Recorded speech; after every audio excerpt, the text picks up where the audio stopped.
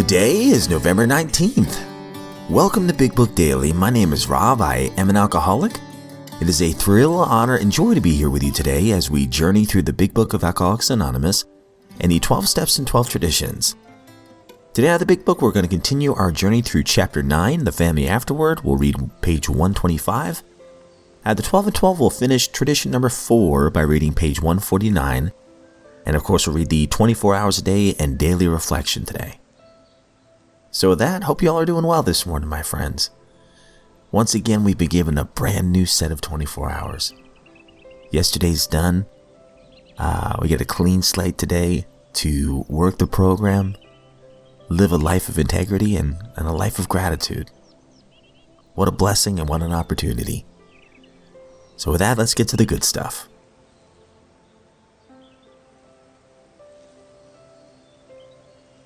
Out of the Big Book, we're on page 125 from Chapter 9, The Family Afterward.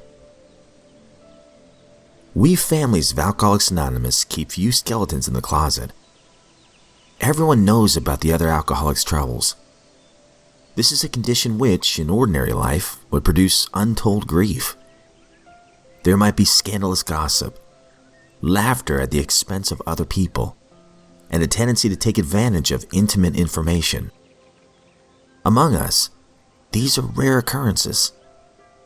We do talk about each other a great deal, but we almost invariably temper such talk by a spirit of love and tolerance. Another principle we observe carefully is that we do not relate intimate experiences of another person unless we are sure that he would approve. We find it better, when possible, to stick to our own stories. A man may criticize or laugh at himself and it will affect others favorably. But criticism or ridicule coming from another often produces the contrary effect. Members of a family should watch such matters carefully. For one careless, inconsiderate remark has been known to raise the very devil. We alcoholics are sensitive people. It takes some of us a long time to outgrow that serious handicap. Many alcoholics are enthusiasts. They run to extremes. At the beginning of recovery, a man will take, as a rule, one of two directions. He may either plunge into a frantic attempt to get on his feet in business, or he may be so enthralled by his new life that he talks or thinks of little else. In either case, certain family problems will arise. With these, we have had experience galore.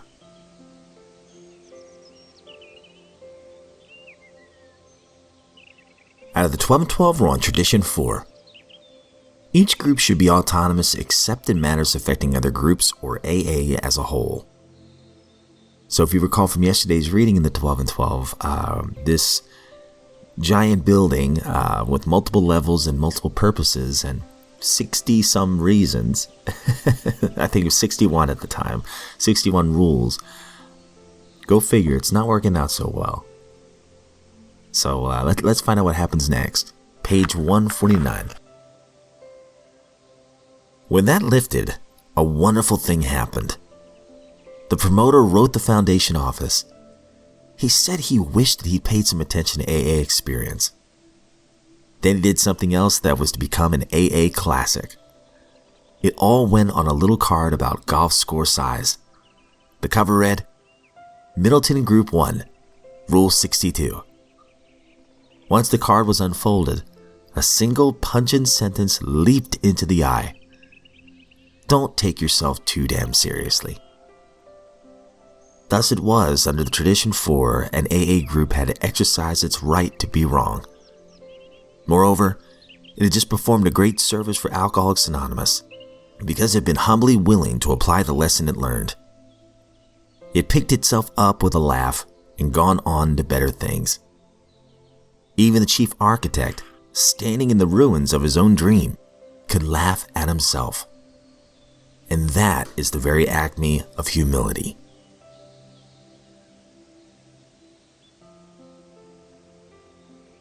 "24 hours a day, November 19th.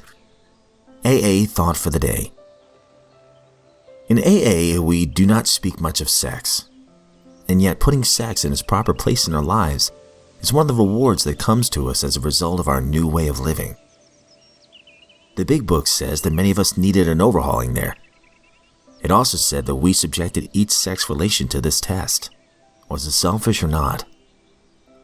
We remembered always that our sex powers were God-given and therefore good, neither to be used lightly or selfishly, nor to be despised or loathed. We can ask God to mold our ideals and help us to live up to them. We can act accordingly. Have I got my sex life under proper control? Meditation for the day. I will lift up my eyes unto the heights whence cometh my help. Try to raise your thoughts from the depths of the sordid and mean and impure things of the earth to the heights of goodness and decency and beauty. Train your insight by trying to take the higher view. Train it more and more until distant heights become more familiar. The heights of the Lord, whence cometh your help, will become nearer and dearer, and the false values of the earth will seem farther away. Prayer for the day. I pray that I may not keep my eyes forever downcast. I pray that I may set my sights on higher things.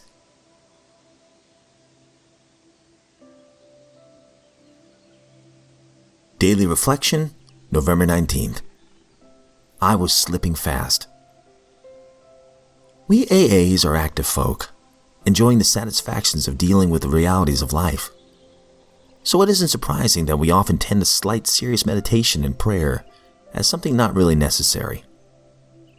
12 Steps and 12 Traditions, page 96. I have been slipping away from the program for some time, but it took a death threat from a terminal disease to bring me back, and particularly to the practice of the 11th step of our blessed fellowship. Although I had 15 years of sobriety and was still very active in the program, I knew that the quality of my sobriety had slipped badly. 18 months later, a checkup revealed a malignant tumor and a prognosis of certain death within 6 months. Despair settled in when I enrolled in a rehab program, after which I suffered 2 small strokes, which revealed 2 large brain tumors. As I kept hitting new bottoms, I had to ask myself why this was happening to me. God allowed me to recognize my dishonesty and to become teachable again. Miracles began to happen, but primarily I relearned the whole meaning of the 11th step. My physical condition has improved dramatically, but my illness is minor compared to what I almost lost completely.